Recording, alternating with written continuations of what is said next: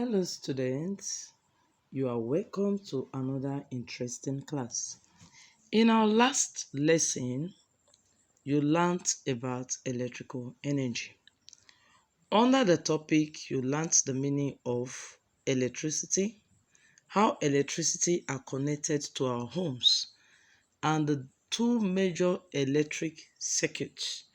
Today, we are going to treat a different topic, which is radioactivity. Radioactivity was first discovered by a French scientist called Henri Becquerel in March 1896. He was the first scientist to discover radioactivity, and the first radioactive element to be discovered is known as uranium.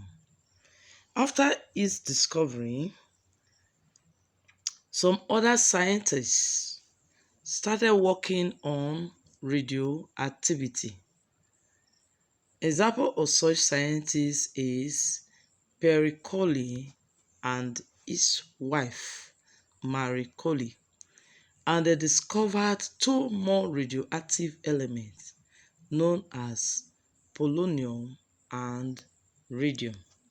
Now, what is radioactivity?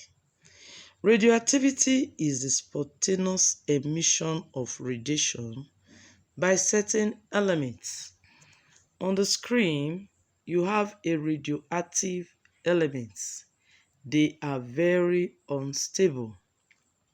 Within a short period of time, they emit or release radiation in form of energy, and it becomes the atom of a different element. What are some examples of radioactive elements? Some examples are uranium, radium, protactinium, radon, thorium, and polonium. These are examples of radioactive elements. We have different types of radiation, majorly three types of radiation that are released from radioactive elements. The radiations are alpha radiation, and this is the symbol of alpha radiation. Alpha radiation have the nature of helium atom with an atomic number of 2 and a mass number of 4. Alpha radiation is an example of radiation. Then we have the beta radiation. This is the symbol of the beta radiation, and this is the nature of beta radiation, which is in form of electron with a mass number of 0 and atomic number of -1. The third type of radiation is gamma radiation, and this is the symbol of gamma radiation. This radiation, when subjected to electromagnetic field, the alpha radiation will deflect to the negative terminal, which means that the alpha radiation is a positive radiation, while the beta radiation deflects to the positive terminal, which indicates that the beta radiation is a negative radiation. But when you look at the screen, you discover that the gamma radiation did not deplete, which means that the gamma radiation have no charges. Each of these radiation can be absorbed by certain materials, or they can penetrate certain materials. On the screen, you have the alpha, beta, and gamma radiation. We discovered that the alpha radiation can be stopped by thin paper or the skin. But the beta radiation can penetrate through thin paper and can be stopped by thin metals like aluminum plates. The gamma radiation can only be stopped by thick lead block. This indicates that the alpha radiation have the lowest penetrating power, while the gamma radiation have the highest penetrating power. There are other properties of this radiation, so we are going to treat them one after the other. The alpha radiation have the nature of helium atom with an atomic number of 2 and a mass number of 4. It can only be stopped by thin paper or the skin. It is positively charged, have the mass of 4, and have the lowest penetrating power. The beta radiation have the nature of electron. It can be stopped by thin metal plates. It has a negative charge atom. It has a mass of 1 ohm number. It has a mass of 1 over 1840 and have a penetrating power that is moderate. Then the gamma radiation is not a particle. It is an electromagnetic wave. It can only be stopped by thick lead block. It has no charge and no mass, and it has the highest penetrating power. These are the major properties of the 3 types of radiation. How can we get radiation, or what are the sources of radiation? Among the sources of radiation are the cosmic rays at the outer space. At the outer space, you have a lot of radiation. That is why the space traveler always goes with a special garment known as lead garment to avoid this radiation from penetrating into their body. Then we can get radiation from contaminated foods. Most of the fruits are preserved by radiation. Some of these fruits get spoiled, and by the time we consume it, we will be infected with some of these radiation.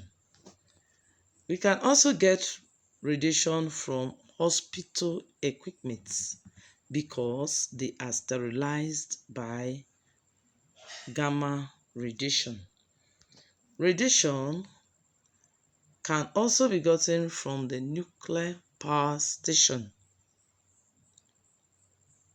then from nuclear bomb. All these are the sources of radiation. Radiation is useful to us. Among the importance of radiation is that it can be used for the treatment of cancer through radiotherapy. On the screen, you have the machine. That machine emits gamma radiation, and this gamma radiation helps to reduce cancerous cells from patients, and this process is called radiotherapy. Radiation can be used to sterilize equipment. Sterilization means killing germs, which means that radiation can be used to kill germs in some of our equipment without leaving any trace of this radiation, especially hospital equipment. On the screen, you discover that you have some equipment that you put in the radiation room, and the individual there is wearing a special garment. That garment is known as the lead garment. The lead garment prevents the radiation from penetrating into the body. Radiation can be used by archaeologists for carbon dating. Carbon dating is a special technique that is used to check the age of old substances or old materials or dead materials to know the age of such materials. It can also be used to generate power. The power that is generated by radiation is known as the nuclear power. It is a very cheap source of power. It can be used to control pests. In this way, the male pest is subjected to radiation, and this radiation that is being released on the male pest will make them to be sterile. And once the male pest mates with the female pest or the female organism, the eggs that will be released by the female organism will not hatch. So on the screen, you have the male insect that is being subjected to radiation. And by the time they mate with the female organism will release eggs, but these eggs don't hatch. In this sense, it helps to control or reduce the pest in such environment. It is also used to preserve some agricultural products, especially fruits. Once they are subjected to radiation, the radiation kills bacteria, microorganisms that are present on the fruit, and in such way, it helps to preserve them. Apart from the usefulness of radiation, radiation can also be harmful to us. When you are subjected to radiation over a long period of time, it can lead to a lot of health issues to an individual. Among such problems are cancer of the blood, known as leukemia.